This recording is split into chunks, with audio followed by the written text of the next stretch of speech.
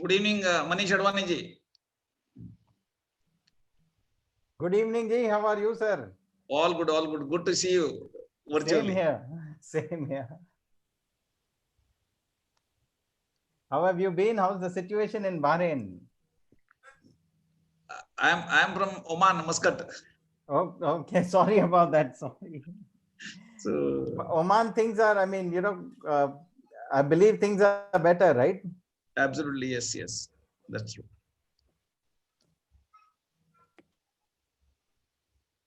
Manish ji, Prabhu sir sits in Oman. So, there is always a blessings in Oman more than Bahrain. Wow, that's good to know. Thanks, Mahesh ji.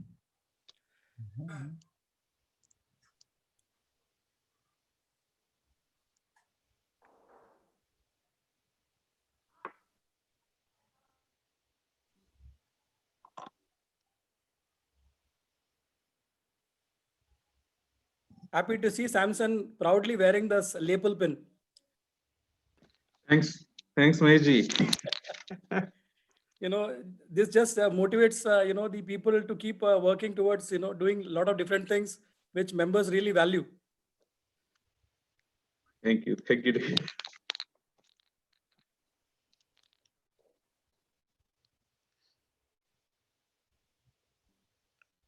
Manish ji, we have with us Mubin Khan, our past chairperson from Muscat chapter, is with us. Good evening, Moinji. How are you? I'm good, Manish ji. How are you? Very good, very good. So happy to see you. Yeah, pleasure is mine, sir.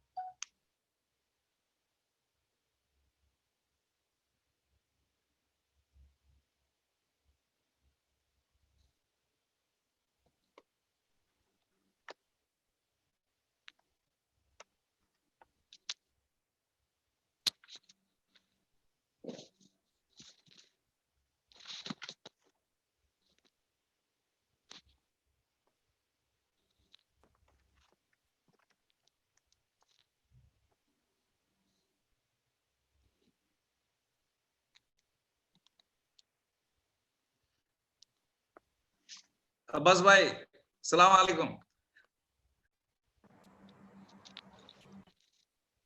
Sir, how are you? All good, all good. Good to connect you back again, Abbas bhai.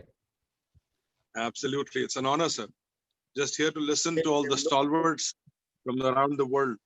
I love to, get educated all the time. Yes, yes, yes. Manish ji, Abbas bhai is from Dubai. Good evening, Abbas Bhai. So happy to see you. Manish bhai, honor. Waiting for you to start the proceedings. Thank you so much, ma'am. Looking forward to interacting with all of you. Absolutely. Right. I think we have given enough time for the latecomers to join. I think we have about 78 to 80 people coming on board.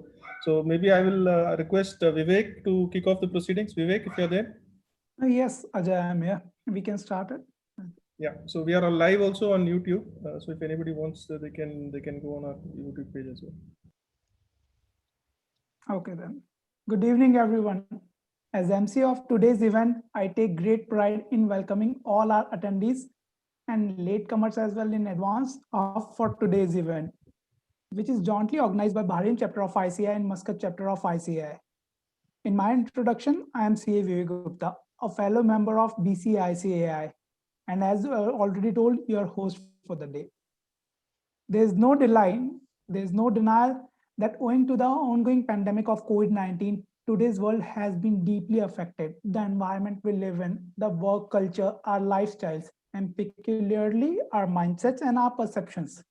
So with this event, we are going to touch some aspects of our professional and personal lives while keeping an equilibrium between the both, with an exciting quiz at the end of the event with the sole purpose of fun and recreation. And to move forward and to ensure that we keep maintaining this sad equilibrium, let me call upon the respected chairman of both chapters of ICAI, Bahrain and Muscat, starting with CA and Ramanandan Prabhu, chairperson of Muscat chapter of ICAI, to speak a few words with our fellow members.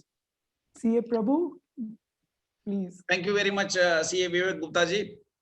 Good evening, one and all. CA Ajay Kumar, chairman of Bahrain chapter.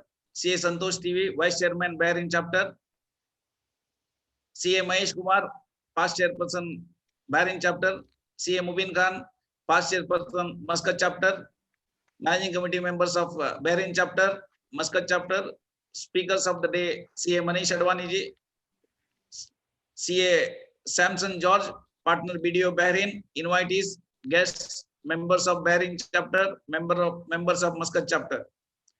It gives me great pleasure to welcome you all on behalf of the ICA Muscat chapter for our webinar on life learning and enhancing skills in this what else mindset and IFRS in Focus COVID-19. In the long history of the mankind, those who learn to collaborate and improvise most effectively have prevailed and sustained. Cooperations and collaborations are the only thing that will redeem the mankind. With this, I am sure ICA Muscat chapter and ICA Bahrain chapter collaboration will take to the next level and take full advantage of this digital technologies. In this vital phase of technological transformation,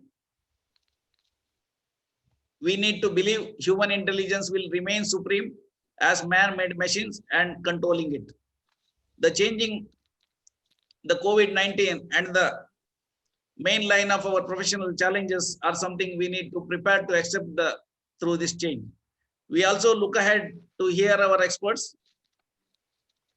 Mr. Manish Advani ji and CA Samson George. We look forward to your continued support and the capacity building and mutual continuous cooperation for the benefit of our members. Wish you all happy learning. Stay safe, stay healthy. Thank you very much. Over to you, Vivek. Thank you, CA Prabhu. Thank you so much. It was indeed a pleasure to listen to you. Now, may I request CA Ajay Kumar Chetuvati, chairperson of Bahrain chapter of ICAI, to also speak a few words with our fellow members. Thank you, Vivek. So, respected chairperson of Muscat chapter, CA Ramanand Prabhu, CA Mubin ji, past chairperson, CA Abbas ji from Dubai chapter, EXCOM members of both Bahrain and Muscat chapters, our past chairpersons, speaker of the day, Shri Manish Advani ji and CA Samson George. So, good evening to all of you. I used to be working in Muscat before I came to Bahrain, so hence it's obviously a very special place for me. I'm very glad with this collaboration and look forward to more such collaborations. So this is our second CP event for this term, and I'm really glad to see the attendance is quite high, and I really thank you for all the joinees, and I request for your continued support for the future programs as well. So I think this is what motivates us to bring such quality programs to you and put on our what else mindset, I think, which is what Manish ji is going to talk about. We will also try to see what else we can do. I think it's our pursuit for having an exam center is finally becoming a reality. And I think we should be having the official notification any day now. So this is going to benefit a great number of students, both in Bahrain and also possibly in the eastern province of Saudi Arabia. So this is good news for us, which we are just finally waiting for the final touches. We are also bringing together a lot of students who are going to appear for the November exam so that they can collaborate with each other and form study groups and so on. So this is also positive news for us. A special thanks to CA Samson, I think, for graciously agreeing to join the session on a very short notice, because we added this a little bit late because there was a lot of requests from members relating to IFRS and COVID disclosures, etc.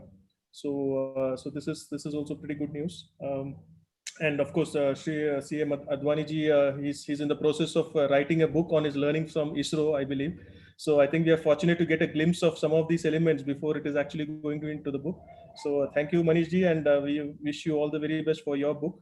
And I wish all of you a great session ahead. And I don't know if our friend CA Shanawaz, is he online?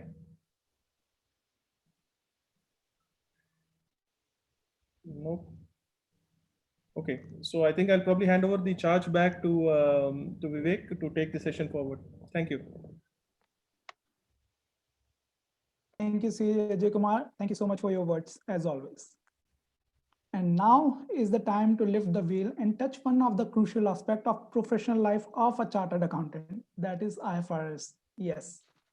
While welcoming our first speaker of the day, CA Samson George, partner at BDO and member of our own Bahrain chapter of ICAI.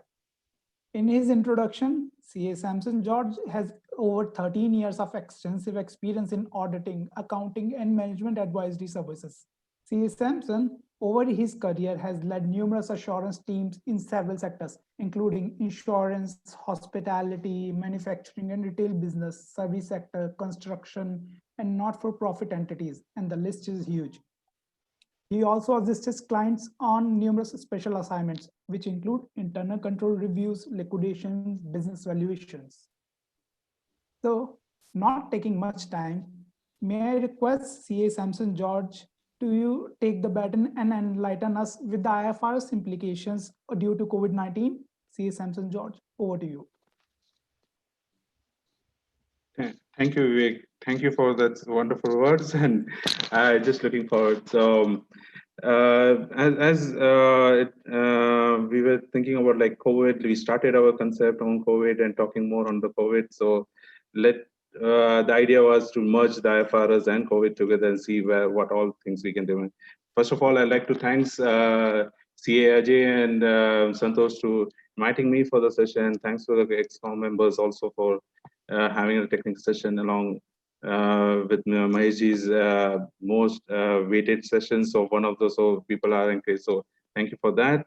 And to continue with what exactly the topic for the today is that COVID.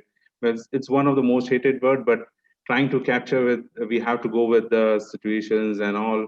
But at the same time, IFRS has actually challenged in last 2 to 3 years for all the finance profession, starting from mid of 2017, where actual assessment has happened with respect to IFRS 9, 15, then carry forward in 18, implementing it.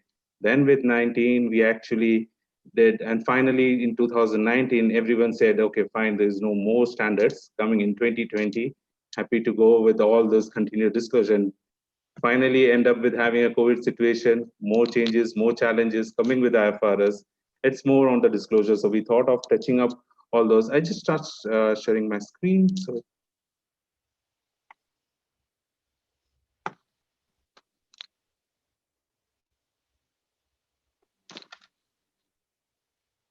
the screen is visible. Yep.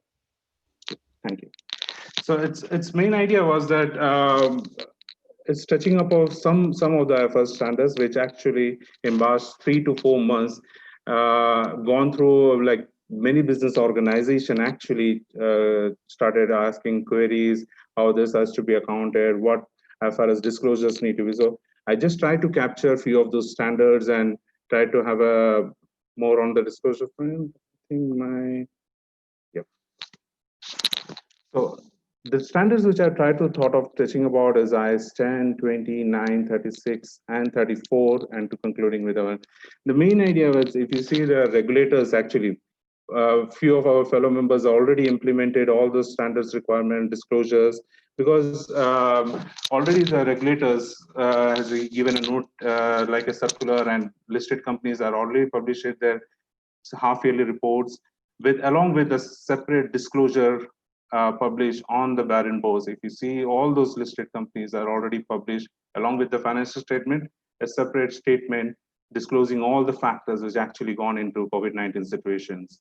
So that will carry forward in Q3, and expecting to have that in the similar kind of disclosure going in the year-end financials. So this list is not exhaustive; it's just limited where the more queries are came in. So that I can just give thoughts sharing on the same what I've seen first. So now, if we move ahead on the slides, IFRS 10, that's a post-balance sheet event. That's very simple standards we normally do with each of the financial reporting period, trying to identify what exactly the adjustment and non-adjusting events, but what is there in with respect to COVID-19 breakout. Is that COVID-19 situation has triggered anything specifically? So the thing actually I would like to have your mindset, sir, is that a virus, is actually a event, or is a government measure? So all those two concepts keeping in mind, you need to assess whether you have any adjusting or non-adjusting event, particularly if most of the cases or most of the countries are going through the situation is such that the government measures and government aids and all is actually the significant event. And so you need to consider when government aids and measures is a significant event, then you need to see whether how it's going to impact your financial reporting. It actually lines through the timelines. If you see the first initial period when everyone finalized the 31st December 2019 accounts, actually the government measures and all those events were not there unless until your operation actually disturbed in the areas like Wuhan or any of those areas. So most of the entities which are finalized 31st December 2019 accounts, it's a non-adjusting event, whereas those entities we are still not finalized at 2000, that will become an disclosure event, not an adjusting, because the event didn't took place at 31st December 2019.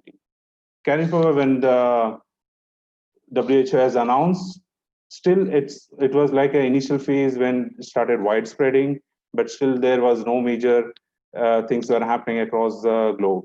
But when it comes to March, it's actually when a lot of governments are announced this aid. Further, they have actually lockdowns and all those. So actually, that's where the financial effects started emerging in the worldwide.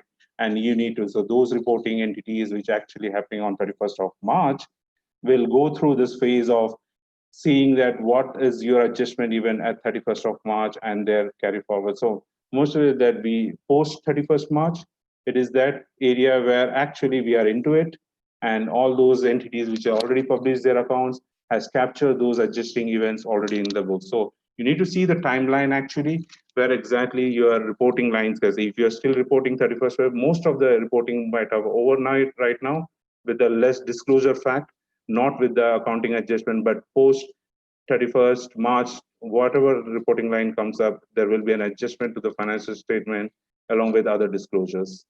That's on the timelines. When we come to the more focus area, which I like to management of the businesses to focus on two areas. That's a fair value measurement and forward-looking approach. These are the two judgment areas where do a lot of assessment. First is the investment property, like fair value measurement, financial instrument. All these measurements are like at a balance sheet date or the reporting date.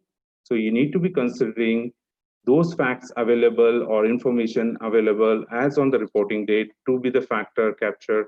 Even you do it at March or do it at June so each reporting date you need to capture what available information is available and start reporting it. But at the same time, when you look at forward-looking, which is those entities which are already worked on ECL, impairment assessment, you do a lot of forward-looking forecasters and all. So in that scenario, you need to capture all this forward-looking factor, but to the extent that information is available on the reporting date.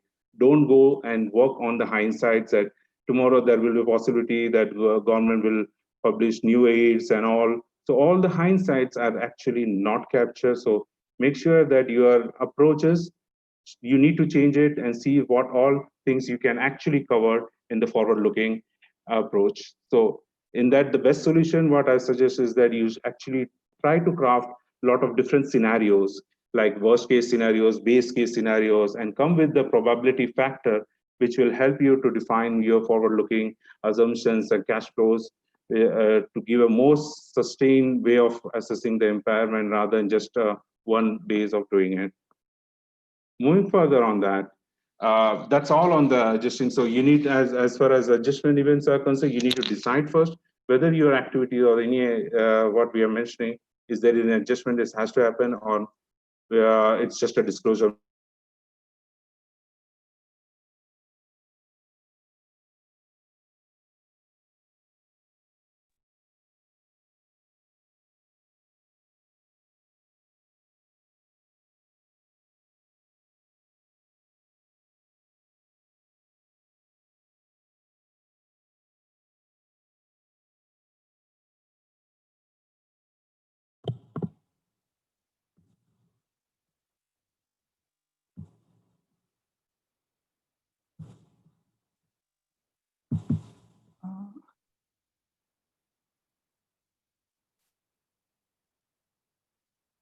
Seems there's some glitch.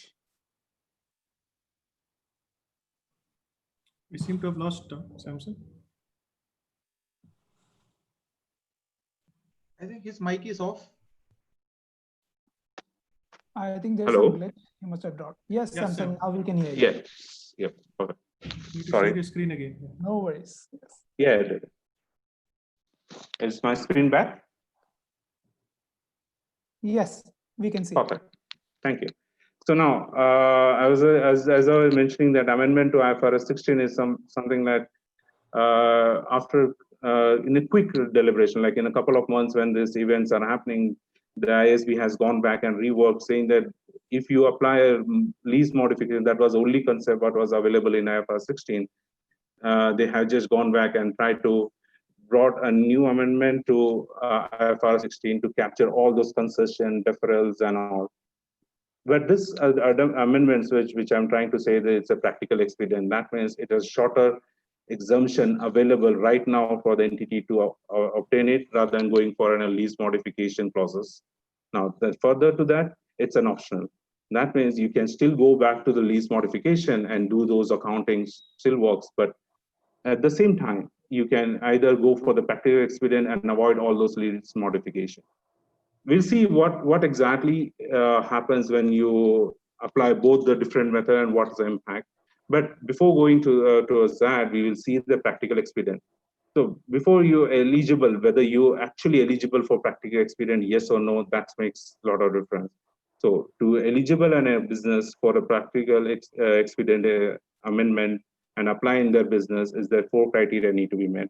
The criteria number 1 is that the rent concession actually has happened because of the COVID situation. That's not because you are already dealing or negotiating position with the landlord and you got your deal done at the same time when the COVID happened, you got a concession. Don't try to relate that. Is that a concession? Answer is that concession relates to COVID-19 pandemics? Yes. Then you need to consider for the fact. Then criteria number 2, does the lease payment actually resulted in reduction of your lease? Yes, no, or it remains more or less same, it's only a deferral receipt. So in both the criteria, if you have a change in the lease, then yes, you can avail your practical expedient. Third criteria, does the reduction in the lease payment affect only payment originally due on or before 30 June 2020? And so you need to consider that this concession or the practical expedient only applicable if you received a concession for the period until 30 June 2021. So any concession beyond that, that means you received a concession for 2 years down the line, that means this will not applicable, eligible for practical expedient, it will actually go for the lease modification. So that's where the hard stop, which actually ISB did say, any concession cannot go beyond 30 June 2021. The fourth criteria is the substance changes. If your terms and conditions of the lease has gone a lot of changes, then again, you will not eligible for practical expedient. In short, all the 4 criteria need to be met so that you can get a practical expedient available for your current lease accounting. Else, the old provisions of lease modification, all the clauses will apply. What exactly the difference between, if you try to capture in 4 areas, what exactly the difference we see is that effect on the lease liability. The lease liability, what you currently recognize, will has to reintroduce as a revised consideration. That means you're going to perform a recalculation of entire concern. Whereas if you apply the practical expedient, you're going to prepare your present value again. So there will be a change in the present value. But here the entire calculation of lease will go under change. Discount factor, you need to reassess the discounting factors, incremental borrowing rates. Whereas in practical expedient, you can still keep your discount rate same, so there is no much complex. Third is right to use of assets. Again, whatever effect will come, offsetting the adjustment need to be done in the right to use of assets. Whereas in practical expedient, you still be having no impact. Effect on profit or loss, there is the time because you are doing a modification, the impact will already capture in your finance cost and depreciation. Whereas in practical expedient, what happens, your current carrying value and the new present value difference, you will be taking into your profit. And that means there will be a possibility of a gain in short. So that's another change which came. So it's an option. It's available for the businesses to take. If you continue with government, the next point is the government assistance. Very simple, but this is very popular. In this entire period of pandemic, you actually got a lot of government assistance. Now, government assistance, when you say you try to have to match with your values, whether in the government assistance you got any value attached to that, like you received a payroll considerations, you might have received the utility bills and all certain expenses, or some period of future expenses where government has already promised as a post 30 June also. So all those support, if you can attach value to it, that means it will be covered under the definition of government grant. And once it's covered under definition of government grant, the policy of IS 20, you can actually follow. So that need to make sure that you comply the conditions, grant is received. So what happens if you receive a payroll as an compensation from the ministries and all? So what actually you can do, you either show as a grant income, as other income, or else you can continue and reduce the existing expenses. So both options are available. There is no change in the standard. Whatever I'm talking is there is no change in the standard, but these are the more common things what you might have changed in the financial statement. Or if it's related to asset, is same to the old way. You continue to doing is reduce asset cost or systematic amortization. So both options are available, but the government assistance majorly are income related. So you can see in the financial statement which already published, either this has been reduced to the corresponding expenses or shown as a grant income. Moving further on the financial instrument. The common scenarios impacted in particularly with the financial instruments are impairment of financial assets measured at amortized cost or fair value through OCI, or modification of financial liabilities such as bank loans and all, where you got a deferment and all those waivers and all. Modification of financial, then there can be an impact because of the fluctuation in the fair value of financial asset because of market non-availability informations and all can trigger you a change of hierarchy level, or the financial guarantee. These are just the common ones which queries on. We'll take to a couple of examples how this will actually going to impact your disclosures as well as your management approach towards that. Take for example the ECL. More complex environment where ECL has been you earlier calculated as stage 1, stage 2, stage 3. You try to ascertain your credit risk attached to it.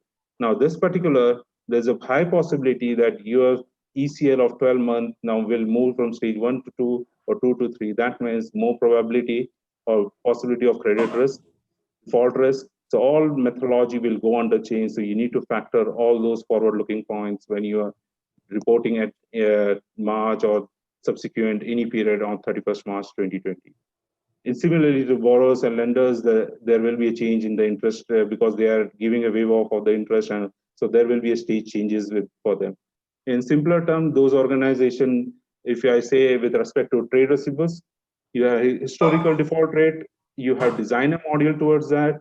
Now you need to revisit it and see whether the macroeconomic factors or business disruptions and everything, because not necessarily the 30 days credit, now it's always a 30 days credit because the customer, your counterpart, your business supplier, all those, they might ask you the extension or they might have a business disruption completely. So you need to revisit the entire module and see whether you need to change any factors in the module so that you can capture all this plus and minuses. So don't roll forward and start working on the same, keeping the assumptions as same. So you need to revisit your models. Continuing with that, then if you see the financial modification to the financial assets and financial liability, I'll just try to cover the financial liability because that's where you have seen the bank loans and all. So if that's where the two kind of bank facilities, like either you might have received the deferral or you might have received some interest waivers or covenant grace periods and all those things. So actually you end up having a contract or the modification done with your lender. So in that scenario, what the focus area should be for any entity is with respect to the financial liabilities, that the change is the substantial in nature or a non-substantial. If you feel that it's a substantial change in your borrowings or anything, then the accounting will totally change with the non-substantial. What is substantial and non-substantial? Any change in your current present value to the current carrying value. So if you revise present value to the current carrying value, it is more than 10%. That means the cash flow is more than 10% is going, that means the substantial changes happened there by default. And second is the terms and condition has been totally changed, then that will also be termed as substantial. What happens in the substantial change or modification happens? That means in that scenario, you have to de-recognize your existing liability, that borrowings and whatever you in the books, and recognize a new liability in your books. So in that scenario, what happens is that whatever gains and losses or cost which you are incurred, you will be charging to the P&L at the same time. Whereas the non-substantial, you're actually going to do a catch-up adjustment. That means you're going to revalue your present value, which the chances are less than 10%, and you're going to charge up in the P&L that movement, or whatever amortized cost is left, or you have additional cost, you will be carrying forward to the rest of the remaining life of the modified liability. So you need to bifurcate your change, is that substantial or non-substantial. To summarize, I've just written down the same. If the modification is a non-substantial entity, is required to account the difference in the revised cash flows and the new terms discounted originally. And so whatever change you will charge to the P&L, but in a substantial change, de-recognize and then recognize your new liability in the books. Sure. Moving on to the next IFRS, which has another queries that came as like IAS 36 and impairment. This has two concepts where the queries, more inquiries that came is the goodwill. Goodwill and those intangibles has an indefinite life. Because the idea as a standard we goes is that test for impairment annually or when there is an indicator rise. Whereas for all other assets or financial assets like PPE, ROU, definite, what we do is that we end up doing only to the extent of when there is an indicator exists, we will do a test for impairment. Now the situation has changed. The indicators are there. So you need to see actually these indicators. And it will not necessarily that because the organization is doing annually impairment test, you will do only annually. You need to test at the interim period. You need to revisit those impacts. So what are the indicators like asset values has declined? These all are the standards which governing, like carrying amount of the net asset as entity is more than its market capitalization. You as a management decided not to continue with the business or discontinue it, restructure the operation, economic performance of the asset. So all these indicate if it triggers, do reassessment of your assets and see whether there is any impairment exists there. In short, you're going to do your fair value and value in use assessment. But the suggestion is that when you do actually the value in use or fair value assessment, create a couple of scenarios. Don't rely on one scenario. See the best case scenarios that if tomorrow your market picks up shortly, so what is the probability, like 20% chances, 30% chances, whatever.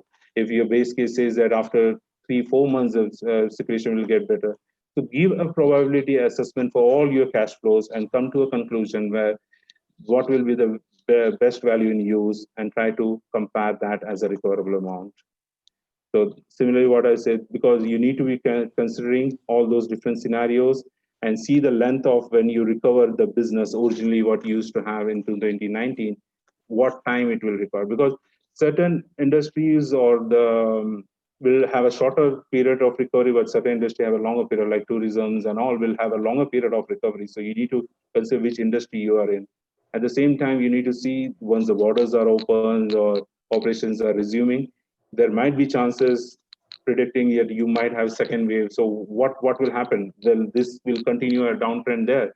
So there will be U curve or W curve at the same time. You need to capture all this in your forecast while assessing your impairment testing. Going further on that, the objective remains the same, the price for orderly which. So idea remains for very clear that whenever you do impairment testing, the fair value assessment, that orderly transition between the market participants need to be kept in mind. So as I said, effect will vary on industry to industry. Recovery times will depend and how the curves will be coming up. What all subsequent events you should be considering while impairment assessment? All those informations, what even exists as on date or measuring date, you should consider. So any hindsight should not be taken. We have already discussed in the adjusting event that any hindsight happening. So tomorrow, if there is uncommitted any government commit subsidies or anything which was not existing at the date of the measuring, you will not able to capture in your subsequent events when you're adjusting your discounting factors, macroeconomics to the current valuation. So you need to take care of all those matters. Further to going to the key matters are many entities will need to perform. So that means in short, more or less, if you have an impact and whether you CGUs, you acquire goodwill, that will have an impact. You need to see this indicator, yes or no. Goodwill, or keep in mind, goodwill is one of those impairment assets that you don't have an opportunity to reverse back to the P&L once impaired. Even it's an interim, you cannot go back in second interim and say that this you can capture it back. So carefully do the assessment on that. Compared to PP, you actually can come back because that's IAS 36 allows that to reverse those impairments. So be careful on that.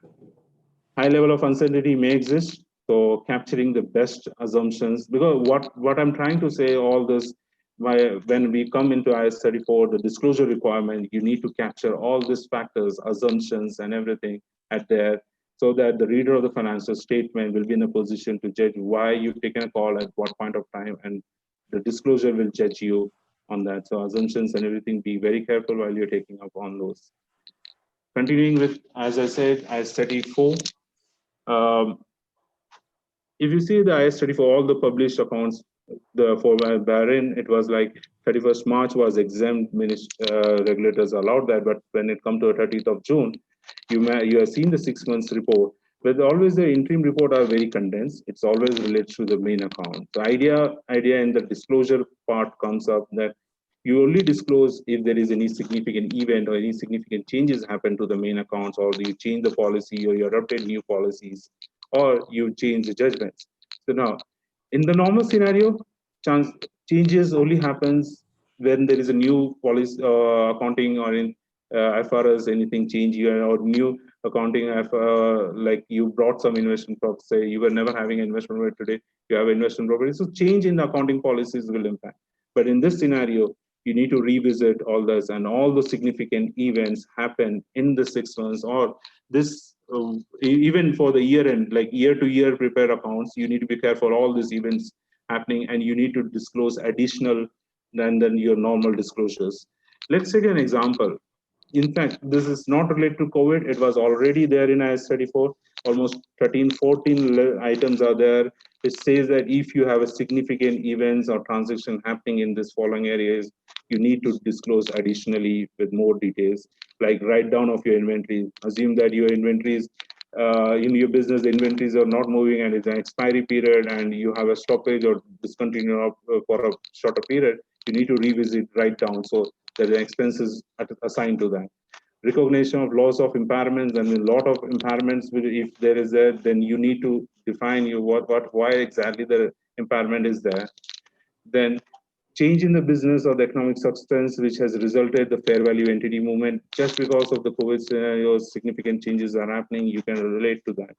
Any loan deferment, because you actually end up not paying your loan because of the current scenario, that means that it can trigger your current and non-current liabilities. So that means you are not met the covenant. This will shift your non-current to current. So you need to see all this transition, or there's a possibility like you have a financial instrument, you might not receive your financial records and other financial information. So there is that will again create chances that you might shift your level 2 to level 3 hierarchy changes and all. So you need to capture when disclosing all these facts when you're preparing your reporting. Plus, at the same time, if suppose certain discontinued operations are there, you might think about those assets to be distressed sales. So you need to capture all those, because there will be a lot of mergers and acquisition happening in this scenario, because those companies were not able to survive will have this benefits to, and having additional funds, they might go for those mergers. And also seeing those, whether your asset is actually valuing that, yes or no, you need to capture all those factors. Moving further on this, effect of the presentations, those published accounts, I try to extract this, those published accounts already in the market, you might see the new line items in the profit and loss statements compared to your earlier versions like rent concession, government grants, and inventories, impairment. But if you see all are have been referred back to the disclosures. There's a note being attached. So that means whatever impact is coming, you need to give a more disclosures if it's a significant. Continuing to that, what the major another is a going concern. Now, the idea of going concern that whether you will survive for the next 12, so being a management or business, you need to make sure that while doing this assessment, consider the factors such as whether you have financial stability right now to run for next 12 months down the line, what is the quality of your assets, what is the alternative source of funds when tomorrow when you actually do away with all the government subsidies and funds and all. So what will exactly will happen? What is the alternate source of it? So capture all this information and you then conclude that there is no impact on my going concern. That means you need to just do a simple thing, disclose this fact, what assumptions you are taking in your financial, and you can move ahead. But whereas you at that point of time, if any CGUs or anything which you feel that there's no continuation happen, then the accounts will totally change and it will be reversed on other than going concern rather than a going concern. So assumptions again gets interchanged. If I try to summarize in interim financial, if you see the publications, those published results, which then the platform, you can see it has actually incorporated 2 or 3 main points. One is that it started with all those amendments, judgments, which you actually end up changed. That does not mean that you have changed your policies and anything. It is that to that particular judgments, what additional judgment you are taken, so all those additional judgments and amendments which you consider, you need to disclose those facts in your financial statement. And because of those amendments, judgments, the second phase is that because of those estimates, everything, you have changed your financial numbers or impacted your financial. So you will be bringing more disclosures which say significant events and transactions.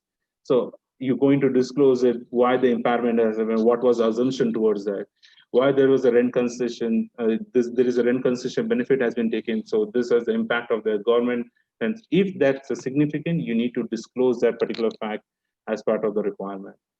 Moving further on that, so ending up on the financial note is what is a subsequent event. So you have started with your judgments and everything, moved out to your event disclosures, and finally disclosing subsequent event. The subsequent events, say for example, at the 30th June already published accounts. Now, certain industries have the support after 30th of June also, like take a hospitality industry or those industry where ministry has said that even though you are not out of the risk, so we will support you further for another 3-4 months.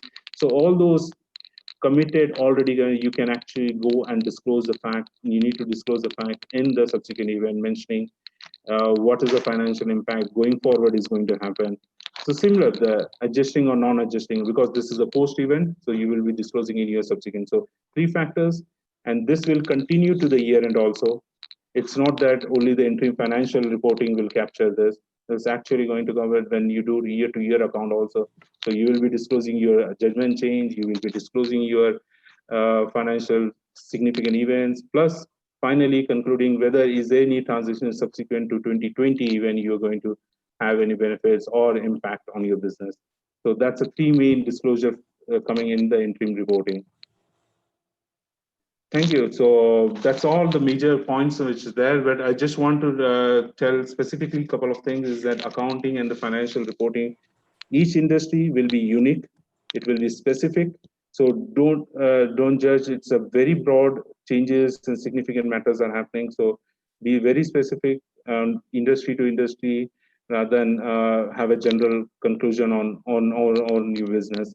So all those 31st December 2019, still a disclosure event maximum if you're not finalized your accounts, but post 30 June 2020, all are adjusting events to take care for all those disclosures.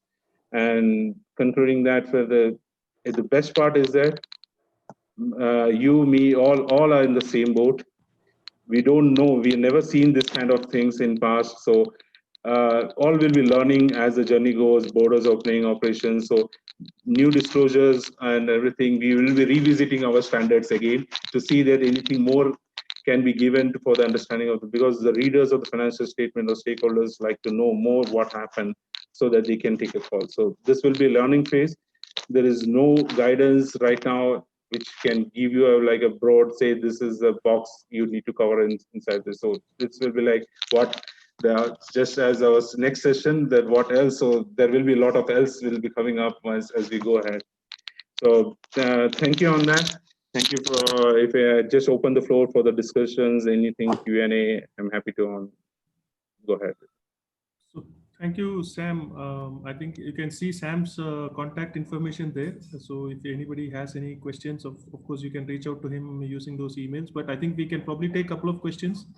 So let me just see. We've had some questions on the chat. So I think our past chairperson Mahesh is asking, what kind of actual adjustments have you seen in H2 2020? Okay, Q2 2020, if those are available already public, then so the major adjustments you can see, which I've seen, is the impairment that's on the goodwill and the assets. So that's 36. So there are entities who are gone for the assessment of internal, even though they do annually, they did at the reporting date 2020. IFRS 16 practical expedient, few of the business has gone with that changes and they disclose it. Incomes and expenses, which government assistance, where there is a significant amount has been sent. So those adjustments, that's again a disclosure part. But adjustment side, it's only the impairment which I've seen, and seen those amendment of 16 has been taken a benefit of that. But disclosure wise, a lot of entities has disclosed all what we discussed, like change in judgments and subsequent events. Also, there's certain industries actually have a subsequent disruption of the business as well as government funding. So they have disclosed in the subsequent event very detailed notes mentioning how they are going to have the subsequent defending their going concern matter also. Yeah, I think the next question is a bit linked. It says from Shyam Krishnada Ravindran, is there any disclosure requirements with regards to employee benefits on account of redundancy of staff due to COVID, like severance pay or so? The redundancy of the staff, not, but definitely the only disclosure what you are right now is that if you're getting any grants or anything, that's the only disclosure. But redundancy of the staff, there is no specific disclosures unless you feel that the operation is, if your operation is getting closed down and all those kind of additional management comments you can add to your financial statement and link to that. Right. So unless anybody has a very, very pressing question, I think we'll probably stop here for this session because we have a very exciting session coming up as well. And thank you, Sam, so much for being so brief and concise. I think you highlighted all the key impacts. Thank you, Ajay. Thank you all. So we are all wait for Manish to take us what else in the mindset. Yes, so we will also find out what else. So I will give the floor to Vivek to take forward the session, please. Thank you, Vivek.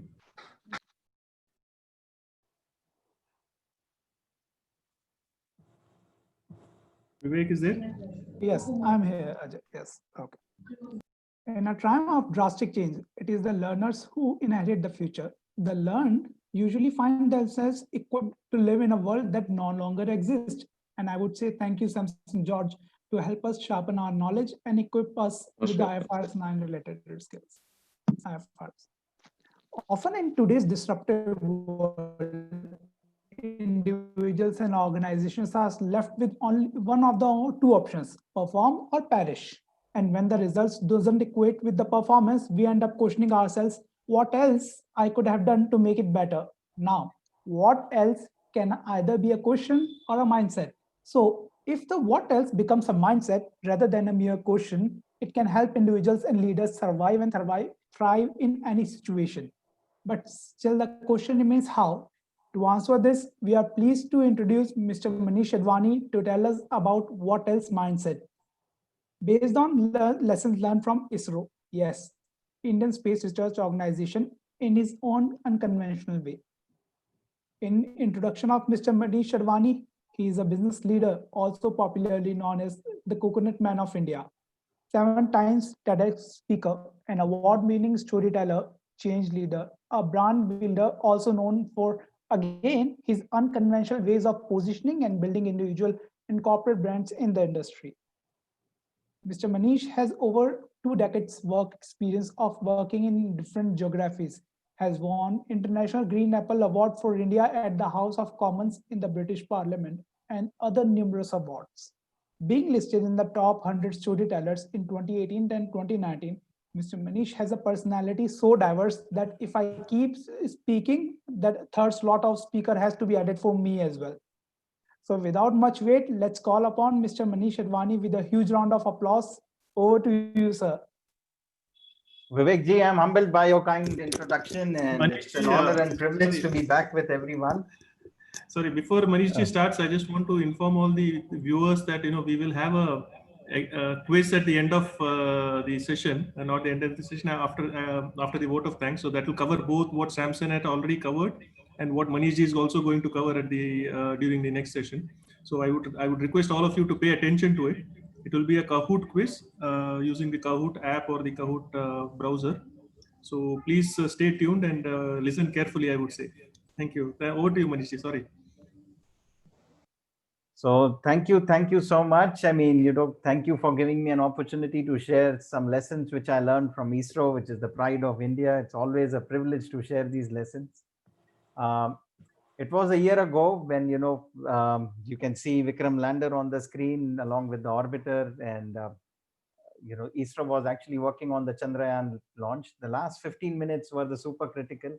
I'm not sure how many of you were watching the live, those last 15 minutes of Vikram landing, the Chandrayaan mission. So I don't know if you can see, raise hands or something. But those last 15 minutes were crucial. I believe everybody from the CEO to CEO of large organizations in India to government ministers to the children studying in different schools, everybody was hooked onto screen to witness those last 15 minutes. It was around, I believe, 1:32 in the morning. And I'm not a late night person, but that was the day, one of those days when I kind of, was awake till late, to watch the entire thing. Unfortunately, it failed, but the ISRO is known. If it fails, they come back again pretty soon, and they are a success. Whatever they do when they're known for bouncing back. So, next morning after the Vikram lander failed, I happened to be, we had a family get together, and I happened to be there with my extended family, and one of my relatives, he kind of, got really wild at ISRO. He said, how can ISRO burn so much money? It was like 1,000 crore rupees which was burnt. It went down the drain. What are we achieving out of this? And blah, blah, blah. How much, we could have done with this much money. This is taxpayers' money. How many stomachs could have been fed? How many elderly senior citizens who have been deprived of, good health or good health care could have been taken care of? And he was going on and on. And, that this was last year, and just few months before this happened, I had and privilege to be with the leaders of ISRO at their headquarters in Bangalore, and I had the opportunity to do a session for them. And by being there with them, I had the privilege of interacting with so many people, and I had that first-hand experience. I knew exactly how they work, what is their mindset, and how dedicated they are towards the country. And when I heard these words, it kind of were hurting, and I kind of couldn't stop myself, and I interrupted that conversation. And by interrupting, I asked the question, how much do you know about ISRO, and how much do you know about this mission, Chandrayaan 2?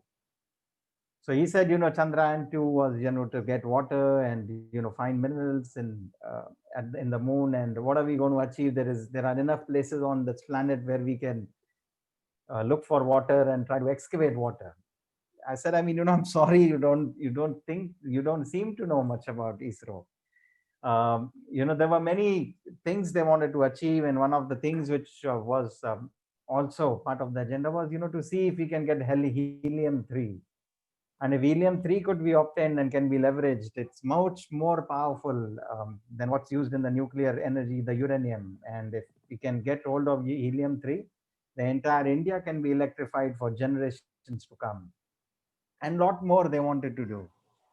So I kind of, started questioning, what else do you know about ISRO? So he said, I mean, they are only into Chandrayaan, Mangalyaan, Gaganyaan. Apart from that, nobody in that gathering seemed to know anything about ISRO. And I was kind of feeling, kind of really kind of strange. I mean, I know how come they don't know. And probably I felt, maybe because I happened to be there, probably that's the reason I know a lot more than any one of them know. But that day I felt, I want to share more about ISRO to whoever I meet. And I started diving deeper into the world of ISRO. And in that gathering, I started sharing whatever I knew about ISRO. So the first thing I shared was, I'm not sure how many of you know, ISRO also makes outfit, by the way, for the soldiers who serve in the Indian Army in Siachen Glacier. So the soldiers you see on the screen are wearing the outfit. It's a thin outfit made out of a very special material, which ISRO is expert in. They use it also for their space missions, which, astronauts, I mean, at times, can wear. But this was the problem. Like Indian Army, when they are deployed in Siachen Glacier, first the weather is very harsh. It's -50, -60 degrees Celsius, and unlike in Middle East, it's on the other side. I mean, I believe you experience +50, +60 degrees, but here they experience minus, which is equally harsh. So in that kind of situation, if they are wearing the outfit, which is like 20, 25 kgs of weight, because the weather, they are wearing multiple layers. I mean, at times they sweat inside, and it's very difficult for the soldiers to even carry. I mean, they carry the load, which is 50 kgs on their back. With the outfit of 15 to 20 kgs plus the load of 50, 60 kgs, it becomes difficult to move. And you can see the background of the image. I mean, it's not a bed of roses on which they are walking. It's one of the most difficult terrains on which they are walking.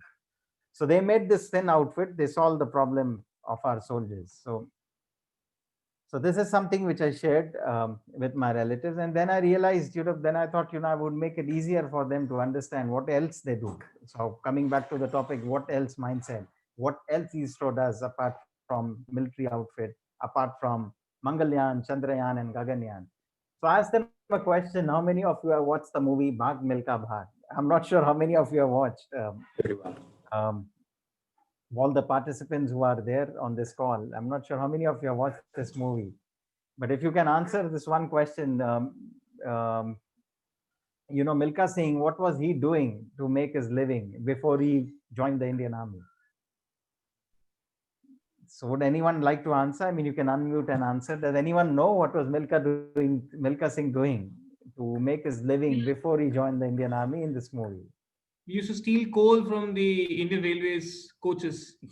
Well, that's a correct answer. So he used to steal coal from the railways. And this was way back, I believe, 60, 70 years ago.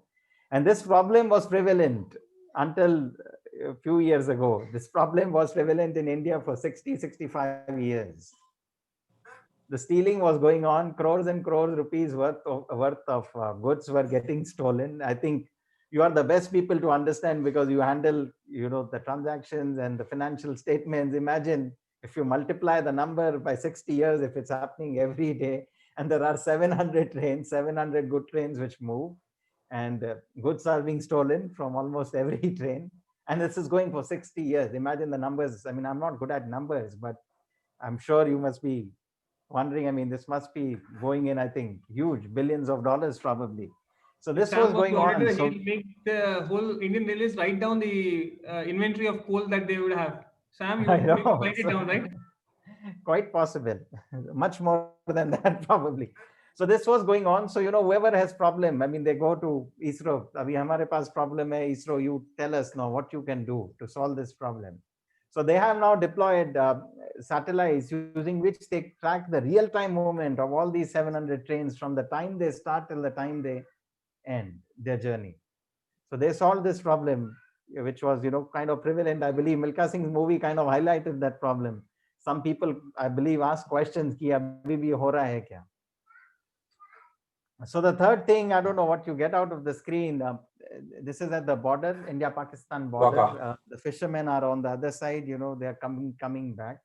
Now these fishermen, I'm not sure if you recollect, if you have read or you have been tracking the news. for years and years, I mean, fishermen get caught. At times they, cross the limits, international limits, and they end up in somebody else's territory. And if they end up in others' territory, they get caught in those international territories and they are put in jail. The country on the other side thinks probably these have been sent to spy on them, or they're agents of government authorities, and they put them in irrespective of who our neighbor is. But fishermen, this has been something which has been going on for years. They end up in jail, unfortunately, hundreds of them. So this is something, India kind of then has to negotiate and get them back, and has to prove their identity. Sometimes they spend months and months in jail. So ISRO built a technology using which, they send an alert to fishermen using the technology, saying that, boss, now you are approaching the limit. Now, if you go further, then you are, you will be risking your life. You might end up in jail. So through this technology, while they have built this technology, again, there is a saying in Hindi, ek tir se do nishan. At times, ISRO is, expert, ek tir se multiple nishan. So if they have built a technology, they said, what else can we do with this technology? We already have this technology, which alerts our fishermen. So what they did using satellite, now they find where are the chlorophyll belts in the sea. Because where there is chlorophyll, that's the place where there are going to be many fishes. So they're also sending, in addition to alert, they're also alerting them, boss, don't waste your time everywhere, looking for fishes. Just go to these different areas. You will find maximum number of fishes. So what this has done, earlier they were spending, a lot of time in the sea. I mean, to hunt for these, to fish. Apart from that, the amount of petrol and diesel they were burning, because they are going all around, and hours they would spend. That time they would spend 8 hours, 9 hours, 10 hours. Now it's like, boom, they go to a particular belt, fish, and they come back. The time has come down. It has saved, the approximate amount fishermen are saving every year. If we consolidate that amount, it comes to close to 20,000 crores. Just this one technology. Problem solved. They're not getting into jail. You don't hear these days, people are getting, crossing the limits and they end up in jail. So this is third. Like this, when I was in ISRO, although I was scheduled to do sessions on a particular day, I ended up getting there a day prior to the event so that I can spend time with as many people as possible. And when I went there, even I had that perception ISRO is about Mangalyaan, Gaganyaan, and Chandrayaan. But when I was, being taken from one department to another, those were not departments. They said, this is mission so and so. This mission works with railways. This mission works with Indian Army. This mission works with fishermen. This mission works with so many others. Cyclone Fani, I don't know how many of you are from Orissa in this group. Cyclone Fani, there were multiple satellites which are tracking minute by minute movement of this cyclone. The similar cyclone had come in 1999, was known as the super cyclone, and India lost about 15,000 plus lives. 15,000 people were gone because of that cyclone. But in case of Cyclone Fani, there were a handful of them, and this was because of the satellites and the accuracy which the satellites are actually showcasing, the moment by moment tracking. It helped in big way. Again, another problem. So again, who to approach? ISRO is there to solve that problem.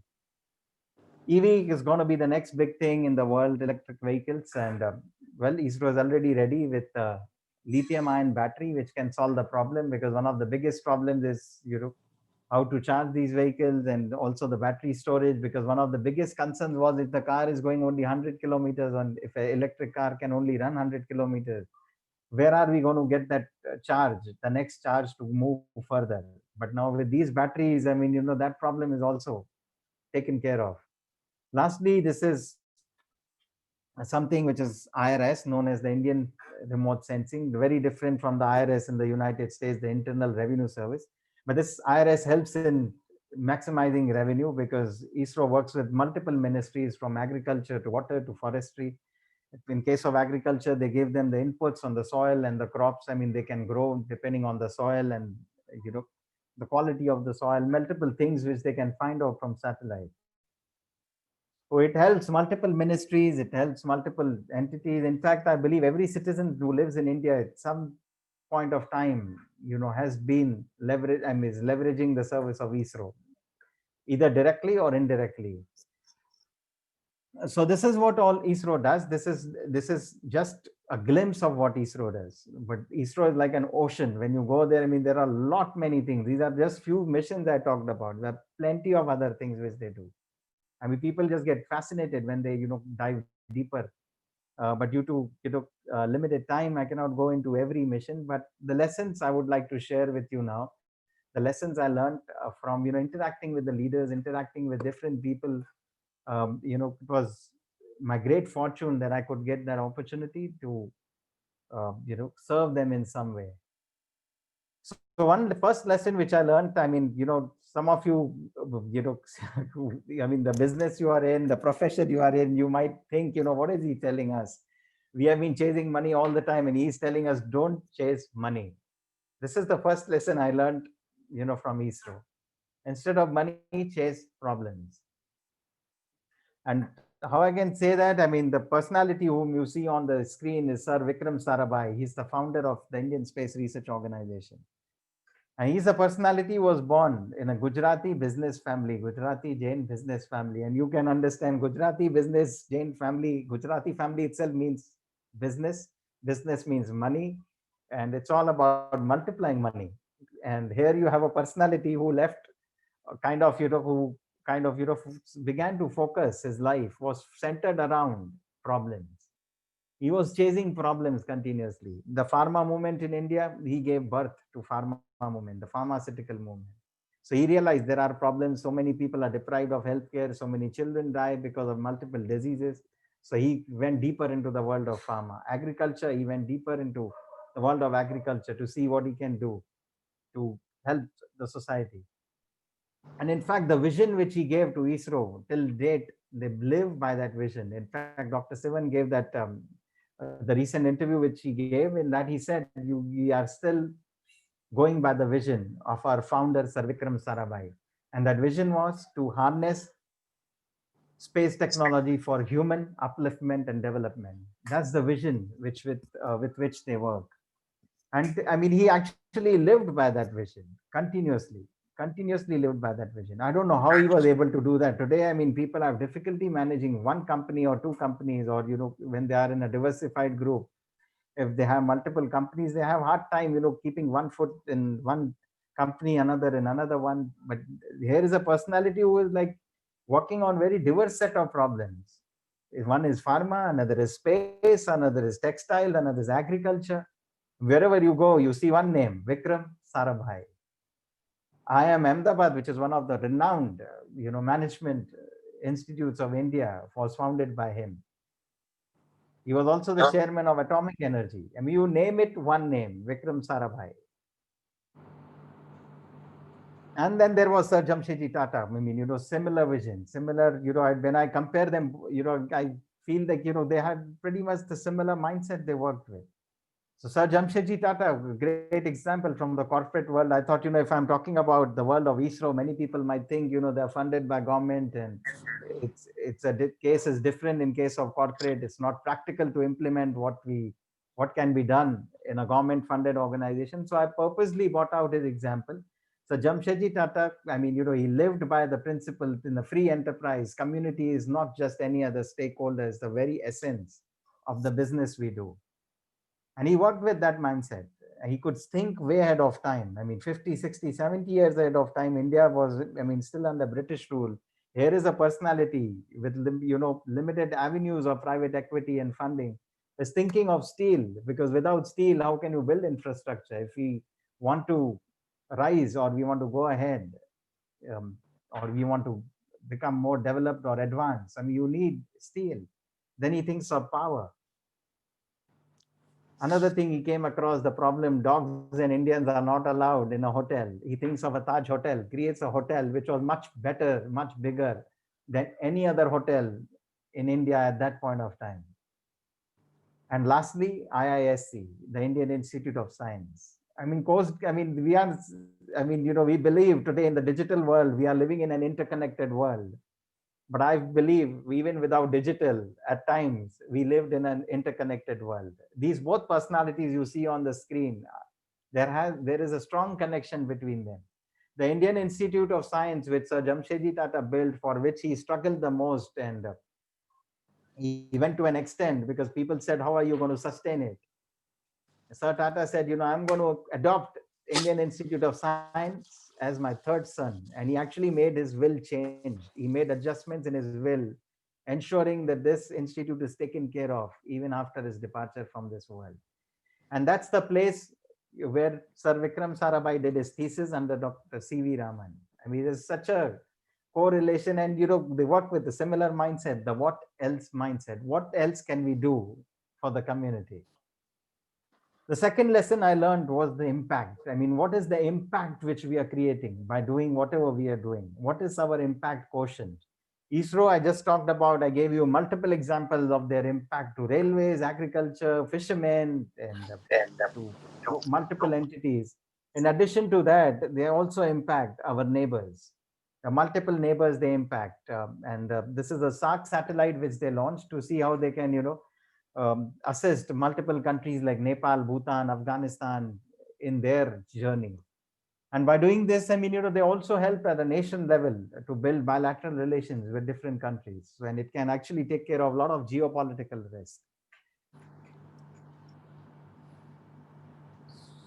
Servant leadership is something which I learned from ISRO. I mean, there's a famous personality. I don't know how many of you know, but I would encourage you to watch the interview of Sir APJ Kalam. Sir APJ Abdul Kalam has an amazing interview in which he shares his experience of working with Mr. Satish Dhawan. And I feel in the corporate world, if we introduce this concept of servant leadership, majority of the problems will get solved. Majority of the problem. So Satish Dhawan, I mean, this was in the year 1979. ISRO was working on its first major launch of the satellite, and that was the Rohini satellite, which was getting launched. Sir APJ Kalam Abdul Kalam was the project director of that mission. And he was like, this satellite was going to get launched in the year 1980. But I mean, in 1979, a year before, the team which was working on this mission was very confident that we can do a year ahead of time. So they went ahead with the launch, and when they launched, the multiple things which you see, the test and the thing happened, it goes through different cycles. Everything went well, and after some point of time, the system failed, and the automated system failed, and somehow, Sir APJ Abdul Kalam, took the risk of going through the manual route, and he took the manual route, and what happened is, instead of satellite going up, it went in the Bay of Bengal. And the entire mission was a big failure. And this is the first mission. Can you imagine what it would be like? There were multiple channels which were there who were covering this mission. And there was a press conference. This was in the 7 a.m. in the morning, and around, I think, 8 o'clock, there was a press conference which Mr. Satish Dhawan addressed. And Mr. Satish Dhawan, while addressing the press conference, said the boys worked hard. They went through sleepless nights, days after days they worked. But unfortunately, they were not well equipped, and we will equip them further so that, they can ensure the mission is a success. And he took the entire blame on himself. A year later, Sir APJ Abdul Kalam again worked on this mission. There was a big launch, and this time, there was fear. What if, things go wrong? But everything went well. The mission was a success. And again, there was a press conference which was scheduled.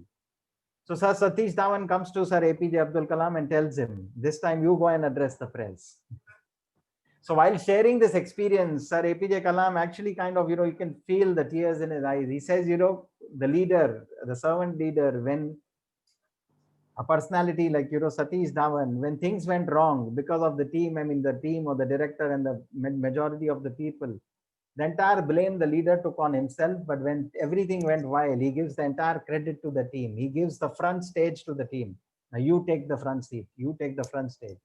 So he shares, I mean, this is the first, he says, this is one of the most important lessons he learned from the management, not by reading any books, but by having their own personal experience with the leader under whom he was serving.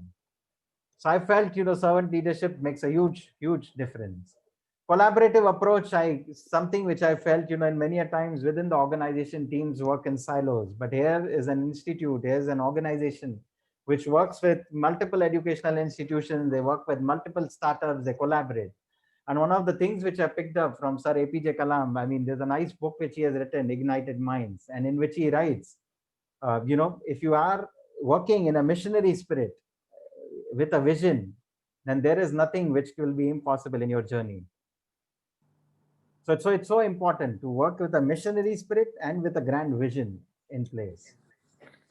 Another thing which I learned was being optimistic. I mean, ISRO began its journey from bicycles and bullock carts. You can see in the screen, the first rockets which were made, which were being launched from Thiruvananthapuram, were actually being, some of the material of that rocket was being transported in bullock carts and bicycles. But they were so optimistic since that day. They always saw glass as half full. They never saw glass as half empty. From there, you can see on the screen on the right, I mean, after a long journey, so many, I mean, transitions and how they evolved. And today, I mean, ISRO is part of a small group in the world. I mean, it's a moment of pride for every Indian that India is also part of the small group, which is known for launching satellites. And it's in that group, kind of a elite club. And ISRO has a world record. I mean, because of their attitude, because of their optimism, today they hold a world record of launching maximum number of satellites in a one particular day. 103 nano satellites is something which they take pride of. They have launched, and this they have launched for many other countries across the world. Values is something which I feel lead to valuation, and in current times, many a times it happens is, people take shortcuts, and the values is something which you can see how people live and they breathe values in ISRO. Every individual you meet, from a person who is at a lower rank to a person who is the senior most rank, one thing which I found common is, they live by values. And what you see on the screen is a check signed by Sir APJ Abdul Kalam. This is a check which he wrote to an organization. I mean, there was a time, I mean, there was one event in which he was invited to speak. And while he was speaking, and that while he was done, I mean, after he was done speaking in that event, he was gifted kind of a token of appreciation for taking out his time to address the audience.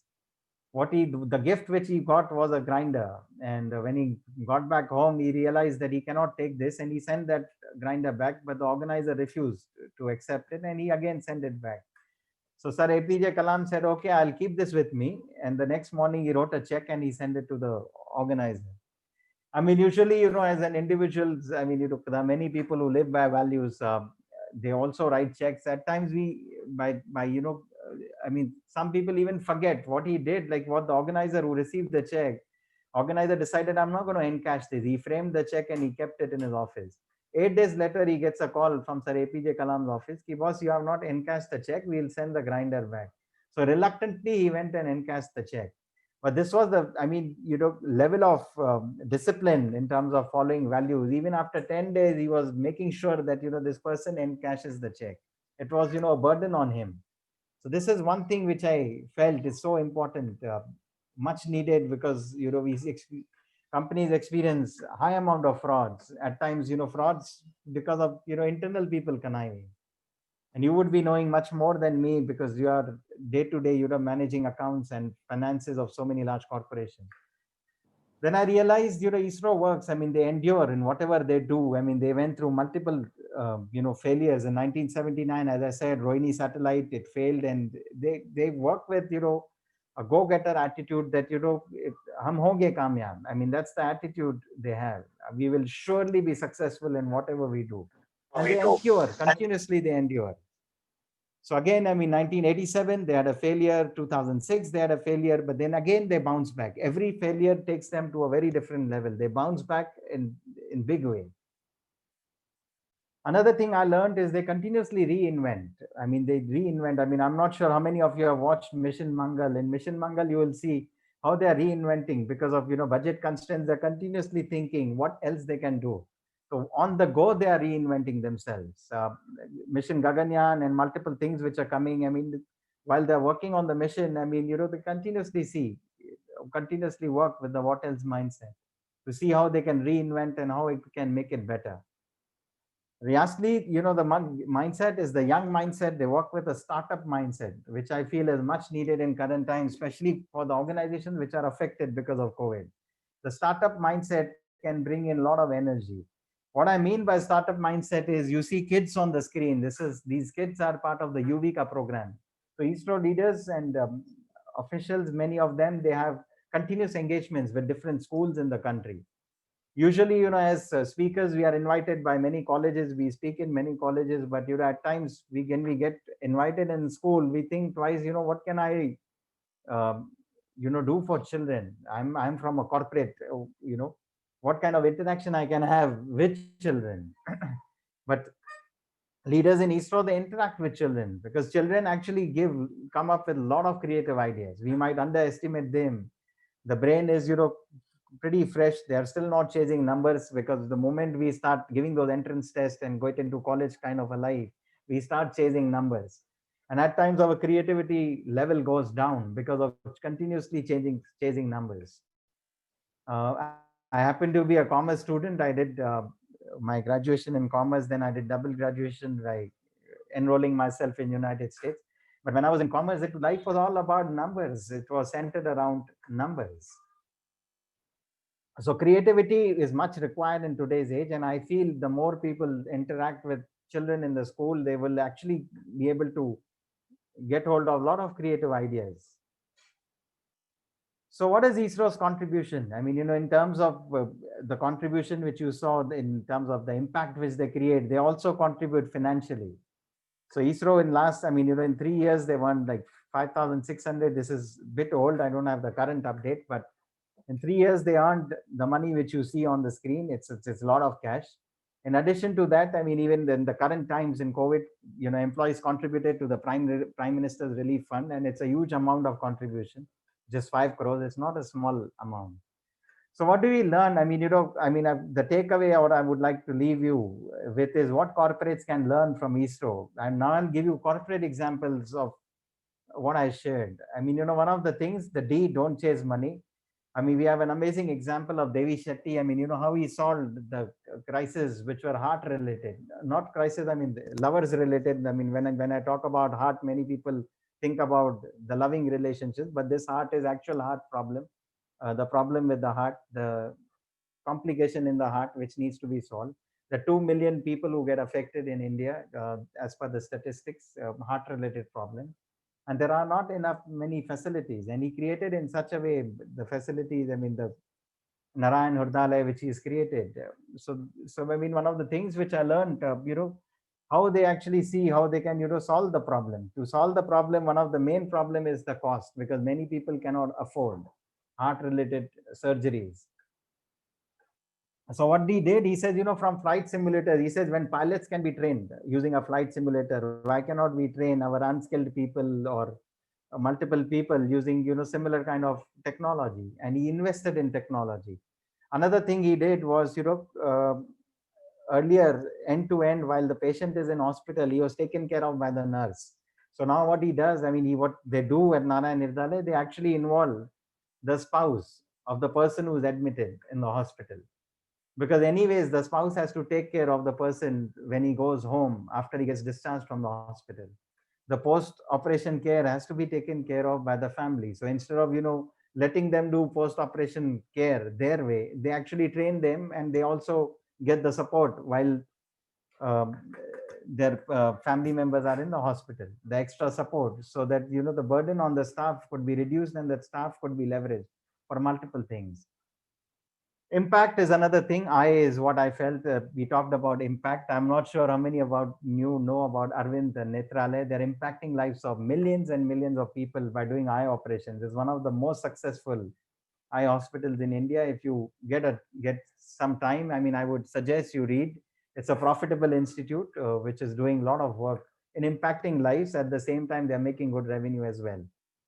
S is for, we discussed, was for servant leadership. I'm not sure how many of you know about Sumant Mulgaonkar. He used to work with Telco as one of the famous personalities in the Tata group.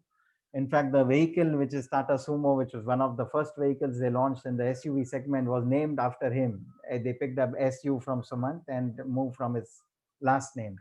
This gentleman, while he was working, for Telco, what he would do to solve the problem as a servant leader, he would, at lunchtime, he won't be in office. He would move outside. So many of his colleagues thought, this guy must be getting treated by the dealers. They must be treating him in 5-star hotels. They were big kind of envious of him. They were thinking like, there rarely we see him in office during lunch hours. So a couple of, his colleagues got together, to spy on him where he goes during lunch hours. And when they found out, they were shocked. I mean, during lunch hours, he was spending time with truck drivers. He used to have lunch with truck drivers in different dhabas in the neighborhood, or, at times at the distant places also. And while having lunch, he would have conversations with them. He would, on ground, find out what are the problems they are facing, and kind of do the reverse work. When he would go back in the office, he would have team meetings with multiple teams, and he would actually give them inputs, but he never told them where he gets these inputs from, till they found out by spying on him. And Tata was, they felt, proud to have such a leader working for them. C is for collaboration, and it's such an important. If you have watched the Pokhran movie, if you haven't watched the Pokhran movie, I would highly recommend watch the Pokhran movie, in which India did the second nuclear test in 1998. And the way they did it, how they collaborated, different bodies collaborated within the government. Also, is a challenge to collaborate. The DRDO, ISRO, Baba Atomic Research, DRC, they collaborated together to work on this mission. And it was an amazing thing which they achieved, the feat they achieved. And Pokhran movie has actually showcased it pretty well. O is for optimism. I'm not sure if you have read about Vijay Shekhar, who is the founder of Paytm. The original company is 197. He started his company in 2001.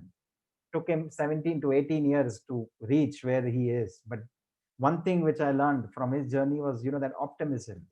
He himself says in multiple forums that he was optimistic about what he is doing. But 17 years of optimism requires a lot of patience, requires a lot of courage. And but he made it. Fortunately, demonetization happened, and he had, he was able to expand exponentially. Values, it's something which is the key, which I felt is need of the hour at all times. And this is something, I had the privilege of curating Mr. Rishikesh Mafatlal for his TEDx talk. And while curating, I had the fortune of listening to many stories from his journey. And at one point of time, he was one of the, the business house, the Mafatlal group was one of the leading houses in India. I think every individual wore the Mafatlal clothes.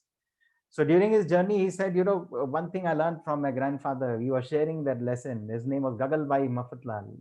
Gagalbai was his name, actually.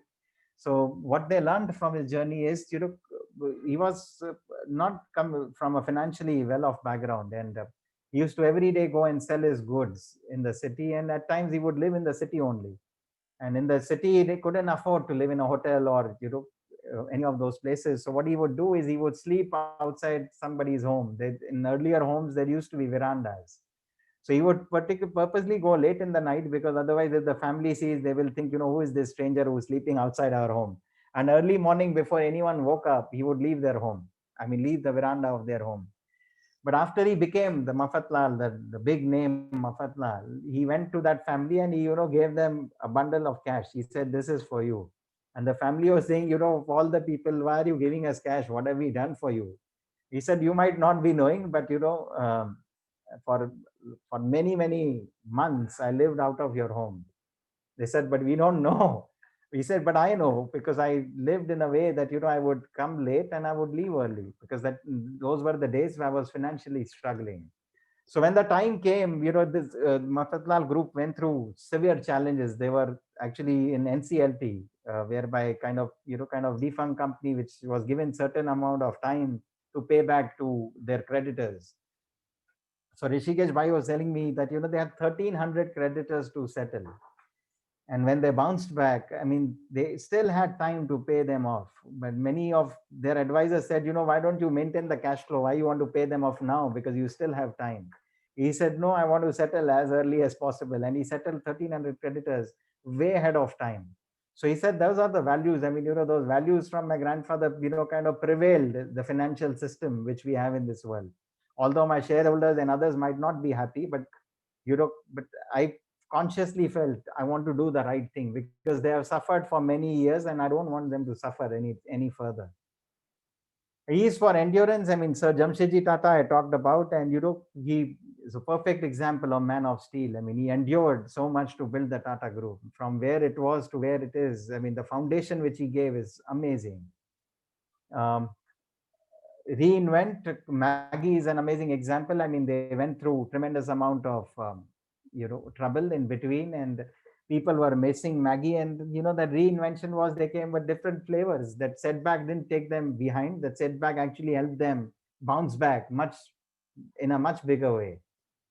So that's something which I felt in the corporate world. If you combine these lessons from different organizations, then I think the lessons which I shared from ISRO can actually sink in. Why is for being always a young company. The only example which came to my mind was 3M, which continuously innovates, continuously thinks with what else mindset. I think that's the best example I could think of when it comes to what else mindset. They have 60,000 products. Imagine 60,000. I mean, it's a number which is huge. I mean, it was beyond my imagination. I mean, I was thinking 60,000. I mean, what kind of products they must be making? 60,000 products. And I believe that that's the only company which has been continuously listed in stock exchange and has been in Fortune 500 for the longest period of time. 3M, it's an amazing example. So discovery is the formula which I felt ISRO is all about discovery. And, if we want to be successful in our discoveries, in our individual or organizational discoveries, I felt this formula of discovery can play a big role, especially in current times of pandemic. And post-COVID can help organizations bounce back much faster and much bigger.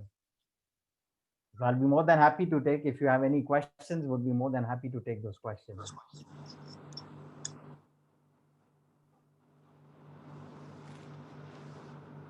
Hi, everyone. So do we have any questions? We can take a couple of questions here. It is there in the chat box, Vivek, if you can read it out. Just a second. Manishji, there's a question from Mani Lakshman Murthy ji. He's saying that he's not sure whether the satellite help is available to Tamil Nadu fishermen who always crosses Sri Lankan waters and end up in jail. Wow, that's an interesting point. So if it's not available, I mean, if he is connected, if you are connected with someone, if you could let me know. I mean, if the problem, I would be happy to, Tamil Nadu happens to be the hometown of the chairman of ISRO, Dr. Sivan. So, Mr. Murthy, if you can reach out to Mr. Arwani, that would be great in that case. Yes. Now, we have a question from Mr. Nath as well. In the recent wave of Make in India and making India self-sustaining, to what level are the ISRO's projects are developed within India? Wow, honestly, I won't be able to answer this because I'm not I'm not an employee of ISRO. So this is something what I gathered, whatever I was able to share. But as far as I know, the Gaganyaan mission, I believe most of the, whatever they are doing is, except the help which they are getting is from Russian astronauts to prepare for the mission. In terms of training, because they have been there. So rather than, taking the risk of, because I mean, when you have a human mission, I mean, when you have humans going, then there's a risk to life. It's a big risk. But everything is Make in India. That's what I have come across. Okay, one more question from Nath only. What will be your guidance, advice, and options available to the students who wants to take up their job in ISRO or similar institutions of Indian government and wants to be part of nation's growth? I would say, see, many a times people feel, this is the question, I mean, one of the things I felt was, many students who come or many people who join ISRO are from some of the big institutes in the country. But I mean, in ISRO, you'll find youngsters, students coming from ordinary backgrounds doing extraordinary things. They're very simple people, very humble, very creative. Creative because they see a lot of challenges around them, which makes them creative because they have to, the jugaad thing actually helps them in the initial stages. But my advice to students would be, I mean, there are many institutes now. ISRO has tied up with many IITs and they have these space centers which are being created across the country in different locations. I believe that would be the best starting point. And plus on their website, they keep publishing activities wherein they have activities in which students can participate. So recently they have done activity where, children could make something and, a prototype of missile or, prototype of satellite. In fact, even my son participated in it. He's in 7th grade. He made a prototype of a satellite, PSLV, and he submitted his entry. So they have a lot of engagements. I think the next engagement is also, there's another engagement coming up soon. It's on the website of ISRO. Yeah, I think we can take 2 more questions. That's it. What makes, this is question from Prashant. What makes ISRO so differently resilient as compared to other commercial and non-commercial organizations? Well, I believe the strong, as I said, the mission and the vision makes a big difference. One of the things which I read at this, there's a nice book, Ignited Minds. Let me check if I think it's here. I have a copy here in this thing. This is the book I feel you should read. It's a very interesting book in which he talks about, Sir APJ Kalam has written this book personally. And in this book, he shares that, Indians, we have ability to become Bharat Ratnas. Every independent Indian has an ability. But now the problem is attitude. And if we have the right attitude, nobody can stop us.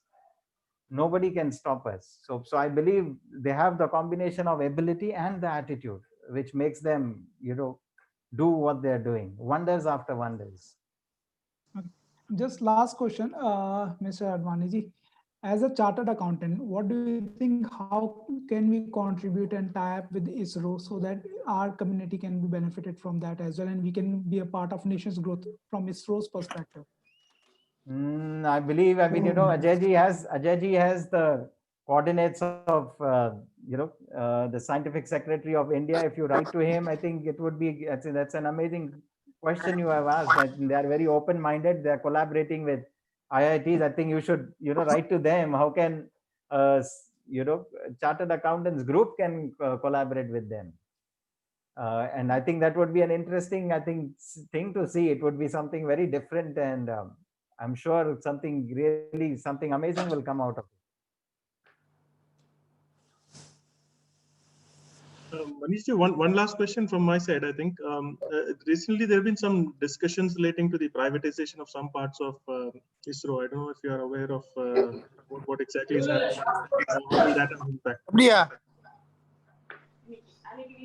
Yes, so it's in the news. I think yesterday they had the session, and I think we'll come to know. I think and with that, I think we'll have space tourism and many things which will open up. I think it will be at par what people see in the Western world, the SpaceX and multiple things. So with private players moving in, I think lot would change in the area of space. Okay, it seems that with that our Q&A window is closed. So now I would like to thank you, Mr. Manish Advani, for sharing insights and invaluable lessons learned at ISRO and your other life aspects. I believe it will help most of us. Paulo Coelho said, there's only one thing that makes a dream impossible to achieve, the fear of failure. And if from today's sessions, if we are able to take away smallest bits of lessons and learn the art of failing forward, we will be able to discover our true selves and outlive our own selves beyond our own imaginations. There is so much I want to say to thank both of the speakers for the delighted session today. However, in order to do the proper justice with today's session, I would like to invite CA Jim Crow Howard from Muscat chapter of ICE. Vivek, sorry to interrupt. I think we wanted to do a special session. That's why I was checking if Shahnawaz Khan was there, because this is a part of our India theme that we are doing. So if Shahnawaz is there, I would probably request him to come online. But Shahnawaz is somebody who's very familiar with both Muscat and India chapters. Bahrain chapters. So Shahnawaz, are you there? Yeah, he's there. So Shaz bhai, if you can maybe briefly, I know you have a very special poem that you have created for the India Independence Day. So maybe it's a right opportunity for you, to maybe let the listeners know. Thank you very much, Ajay bhai. और ये poem में भाई, welcome to you. Thank you very much Prabhu भाई। तो ये poem में तो अजय भाई का बहुत बड़ा हाथ है। तो मैं यही कहूँगा कि अगर बहरीन है मेरा दिमाग तो मस्कत है मेरा दिल, और आप जानते हैं कि इन दोनों के बिना रहना है बहुत मुश्किल। तो ये मेरा प्यार और नमस्कार और आदाब दोनों तरफ के लोगों को। तो मैं अपनी पोएम सुनाता हूँ, जो कि अब नो लॉन्गर मिस्ट्री पोएम। इसका टाइटल है पहचानो मैं हूँ कौन। मैं मंदिर की आरती हूँ और मस्जिद की अजान भी, मैं सिख ईसाई हिंदू और मैं ही हूँ मुसलमान भी। मैं गुरुद्वारे का लंगर भी और चर्च में जलने वाली कैंडल भी। मैं ही माँ की ममता और बाप की फटकार भी। मैं होली के रंग की पिचकारी में भी हूँ और मैं ही लोहड़ी की अग्नि की चिंगारी में भी। मैं नाग पंचमी का नाग हूँ और मैं ही गरीब के चूल्हे की आग हूँ। आज शिवरात्रि की रात भी और जुमे के खुतबे की बात भी। राम की लीला में भी मैं और कृष्ण की रास लीला में भी। मैं ही वैरागी, कभी सूफी कभी संत, और मैं ही सैनिक दुश्मनों का करने वाला अंत। मुहर्रम के मातम में भी मैं और माता के जगराते में भी मैं ही तीज में और ईद में, मैं ही हर रिवाज हर रीत में। मैं आर्यभट्ट का जीरो हूँ और मैं ही हॉलीवुड का हीरो हूँ। युद्धों में वीर गति पाने वाला वीर भी मैं और हर रांझे की हीर भी मैं। भगत अशफाक और आजाद की कसम में भी मैं और गांधी की अहिंसा के धर्म में भी मैं। कलाम की मिसाइल, अभी हमारे स्पीकर कलाम साहब का जिक्र कर रहे थे, सो कलाम की मिसाइल का दम भी मैं और सचिन के ड्राइव का फन भी मैं। नौशाद का सुर भी मैं और दिनकर की कविता भी मैं। हरि का वंश और बच्चन की मधुशाला में भी मैं। हमारी शर्मिला जी बहरीन चैप्टर से जो आती हैं, ये शेर उनके लिए भी है। शर्मिला की शर्म में भी मैं और मोम जैसा नरम भी मैं रफ़ी की सदा भी हूँ और सानिया की अदा भी हूँ। इस शेर में आप सबकी चाहूँगा, ये हम सब भाइयों के लिए आता है और हमारी सिस्टर्स के लिए भी आता है। मैं हूँ डॉक्टर वकील और इंजीनियर भी, और मैं हूँ कभी कभी तो कभी सीए भी। बच्चों की नादानी में मैं और अपने मन के करने वाला अंबानी भी मैं ही सोनी, मैं ही महिवाल भी हूँ और जाकिर के तबले की ताल भी हूँ। अभी आखिरी शेर है, जरा तवज्जो फरमाइए, बहुत इंपॉर्टेंट शेर है। मैं हूँ शनाई में बिस्मिल्लाह खान की, जैसे शैला, ये मेरी वाइफ का नाम है। मैं हूँ शनाई में बिस्मिल्लाह खान की, जैसे शैला है शाज खान की। तो अब आप तक पहचान गए होंगे कि मैं किसकी बात कर रहा हूँ। शायद आप लोग सुन भी चुके हैं ये पोएम। तो मैं कौन हूँ? इंसान, भगवान, जज्बात या रिश्ता, स्नेह बंधन, एहसास या फरिश्ता, मैं ही देश, मैं ही परदेश। जी हाँ, बताइए मैं हूँ कौन? अगर आप नहीं जान पाए तो मैं आपकी हेल्प करता हूँ। मैं 130 करोड़ लोगों का मान सम्मान और पहचान हूँ। मैं और कोई नहीं, बस आपका और सिर्फ आपका हिंदुस्तान हूँ। तो उम्मीद करता हूँ कि आपको पसंद आई होगी। अजय भाई, thank you very much for giving me opportunity. Thank you very much, Shahnawaz bhai. I also now request our past chairperson Mubin bhai भी है, एक शायरी होने दीजिए। बुलाइए। हाँ जी सर, कैसे हैं शाद भाई? How is Bahrain? अस्सलाम वालेकुम। अल्हम्दुलिल्लाह। चलिए, शाज भाई ने जो बोला मैं उसी को आगे बढ़ाता हूँ। तो उन्होंने बोला कि मैं हिंदुस्तान हूँ।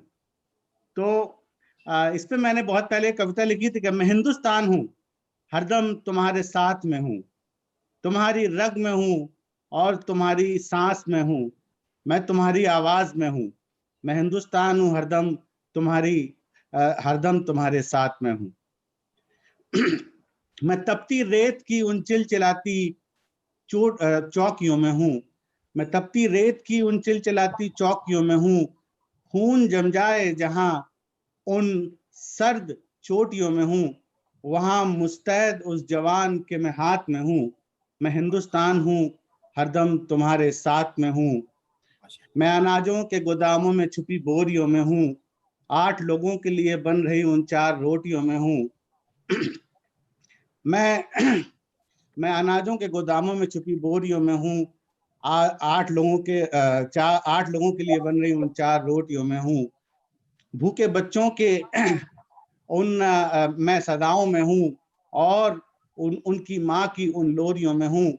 और इस कविता का आखिरी शेर है कि मुगल गार्डन के फूलों और फव्वारों में नहीं हूँ।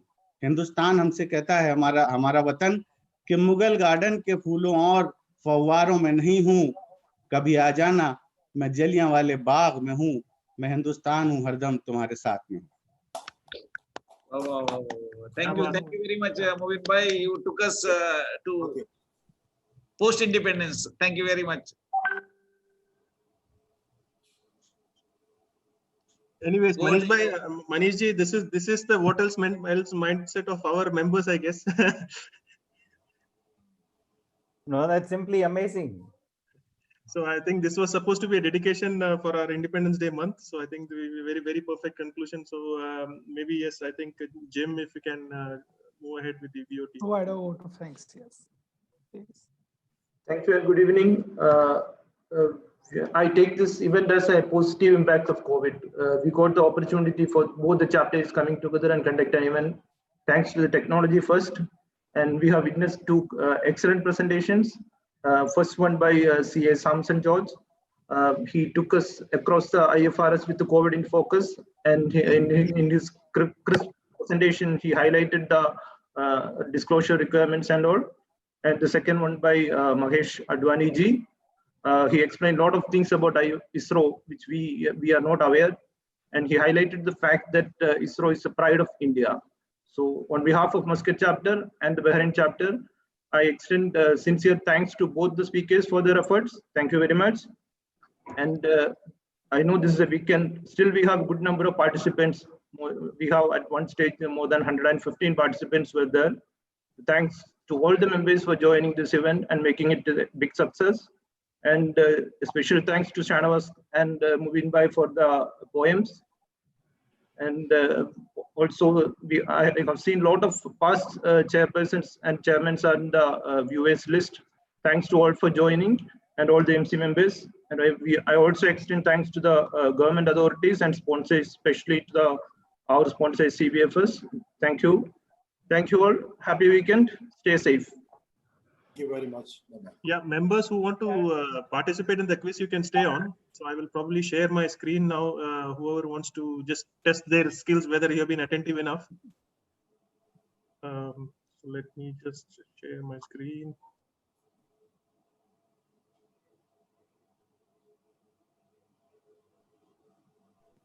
So this is the website that you have to go to if you don't have the app. It is called kahoot.it. And I'll be sharing the PIN number for the game shortly. Is my screen visible? Yes, yes, yes. Yes, it is. Okay, so let's go to the quiz. And thank you again to Sam and Manish ji for sharing the questions. So which is going to come.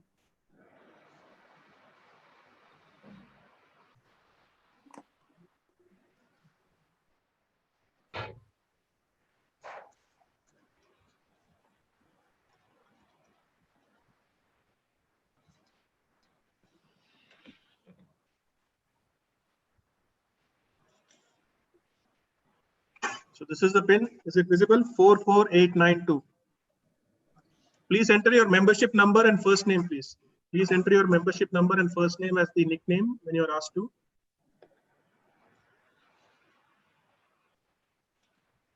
I think some people are just joining with their first name. Be good if you can join with your membership number and first name.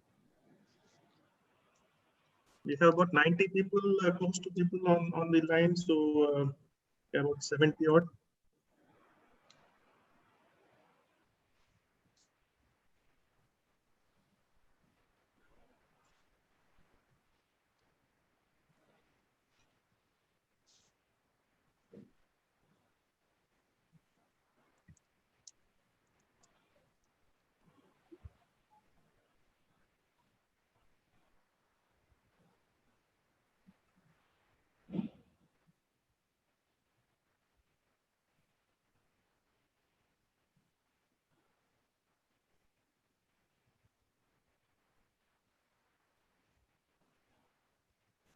So I'll just give maybe a couple of minutes for it to hit the 50. I think once we reach about 50, maybe we'll start.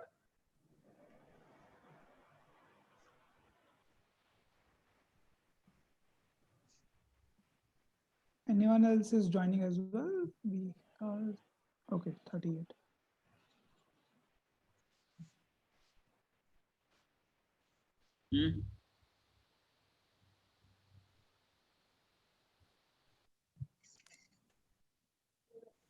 Right. I think let's probably start.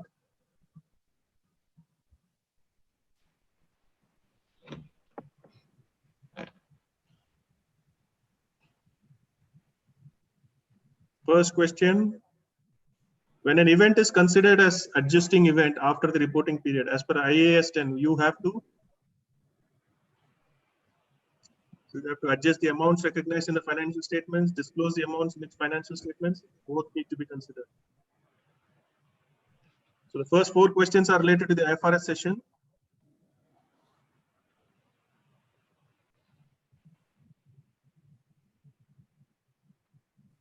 Right. So I think the correct answer is the first one. So I think members need to pay a little bit more attention, but also the purpose of the quiz is also to reinforce some of the messages that were given during the session. So let's go to the next question, but let's see who's on top. So Nath is on top, Dipen, Vishali, Satish, and Nitesh. Good. So here comes the second question. IFRS 16 amendment issued in 28 May 2020 is mandatory if all the criteria is followed. Is this true or false? There's only 10 seconds. Go fast. It's finishing. Quick. Time is running out. Right. Wow. So I think a lot of people got that wrong. So let's see. Go ahead. There's been a change. I don't know who this is. There are 2 numbers which is there, but there are movements. Let's go to the next question. Government grant received with respect to payroll and expenses to be presented as part of profit and loss under other income, deduct from related expenses. Both presentations are allowed. You have 20 seconds, so you can choose your answer, but I can see the answers coming in very fast.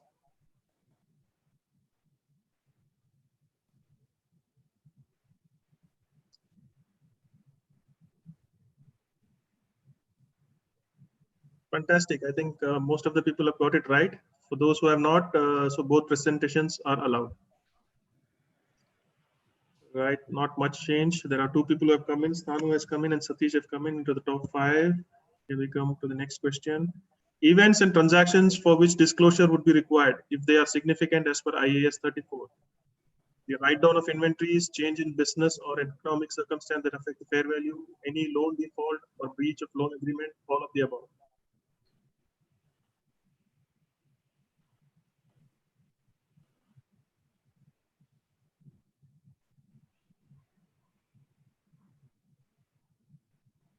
Fantastic. I think most people got that right. Very good. Let's see. Slight changes back in the top 5. Some people are moving up. Comes the next question. Question number 5. Of the 2, what do you think is more important? Win at all cost, win where it matters, winning doesn't matter. So these are now based on the session that Manish ji had taken.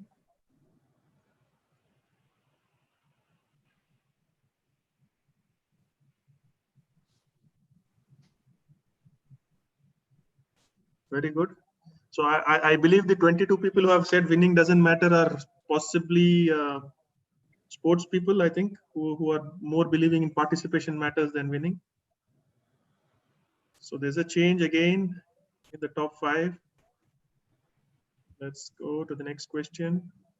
Which company will be able to thrive in post-COVID world? The one which chases money, the one which chases problems, the one who chases staff reduction, none of the above.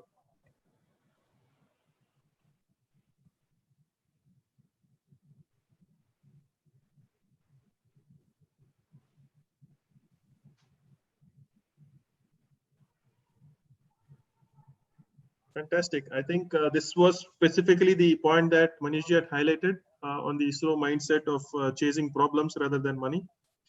So that was the correct answer. Let's see the change in positions. So there's a lot of movement. I think all 5 positions have changed. So Chetan is on top. Let's go to the next question. Would your organization grow if the people are not aligned to the vision? Yes or no? 10 seconds only, very fast. Move quickly. 4, 3, 2, 1, and boom. Okay. Sometimes I know people take the wrong color because Kahoot shows only the color on the phone. But then this is fine. Right. Some moment again. Here we go to the question number 8. Which of the two will help you in collaborating with others? Technical expertise, clear communication, both A and B, neither A and B.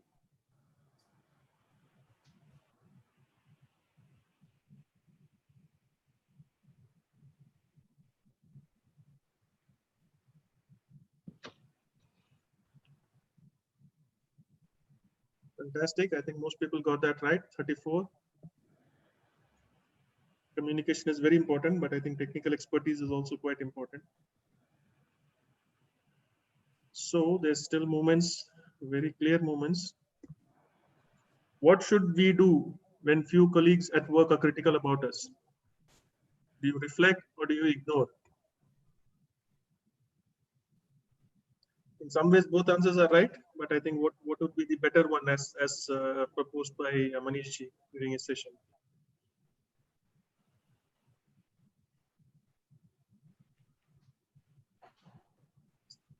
That's an interesting result, almost neck to neck.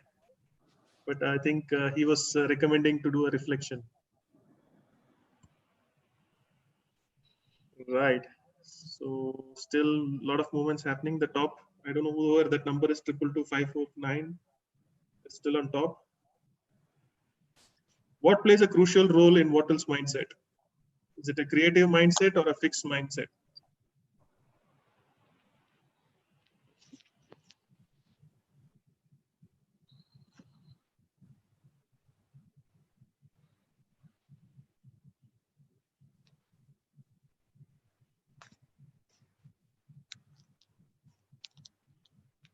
Okay, there's one odd man out with a fixed mindset, but the right answer is creative mindset.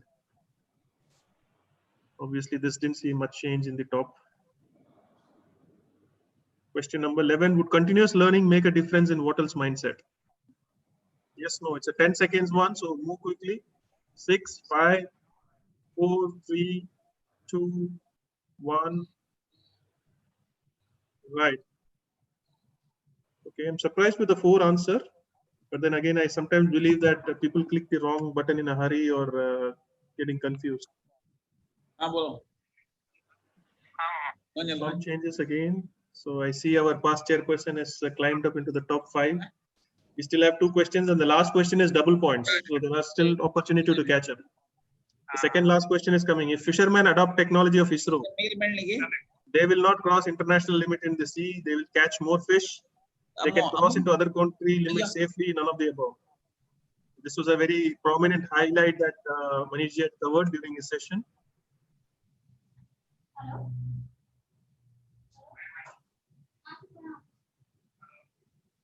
Right. 14 people saying they catch more fish. I think they see the funny side of it anyways. So we see the position now. Thanu has moved to the top. Otherwise, Cliffa has also moved to the second position. And we get into the last question, which is a double point question. So you still have chance, whoever is in the top 5, because they are very, very close together. Here comes the last question for double points. Who is the chairman of ISRO?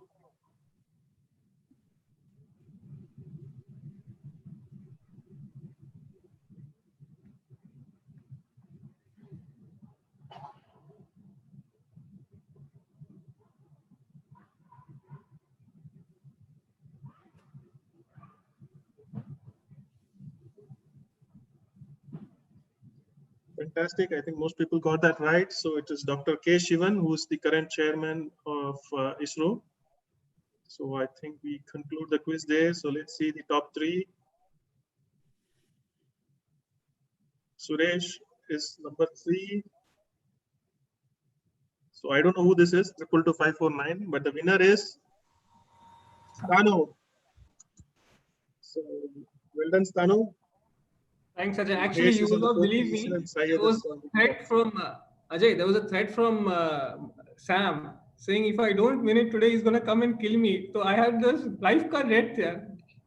Threat on my life, so I had to answer correctly. Okay.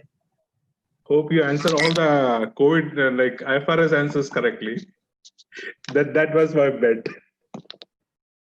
So anyways, I think thank you all for joining. I hope you had a good session. We just wanted to close it with a good quiz. With that, I thank all of you for participating and wish you all a great good evening. And thank you, Prabhuji, for collaborating with us on this course. Thank you, Ajay Kumar ji, and thank you, Team Bahrain. Look forward to your continued support. Definitely, sir. Definitely. Thank you, Mubin bhai. Thank you, Abbas bhai. Thank you, Mahesh ji.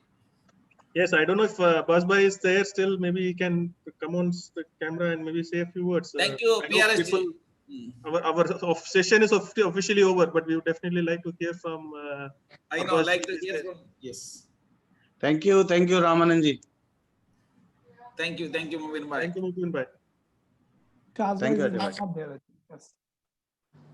Right.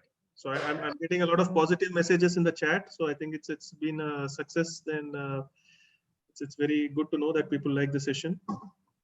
So with that, I think we will close the meeting. Thank you, Vivek, for a great job. Thank you, Vivek. Thank you, Samson. Thank you, Ajay. Thank you, Prabhuji. Right. Thank you, everyone. Thank you. Bye. Bye. Thank you, Jim.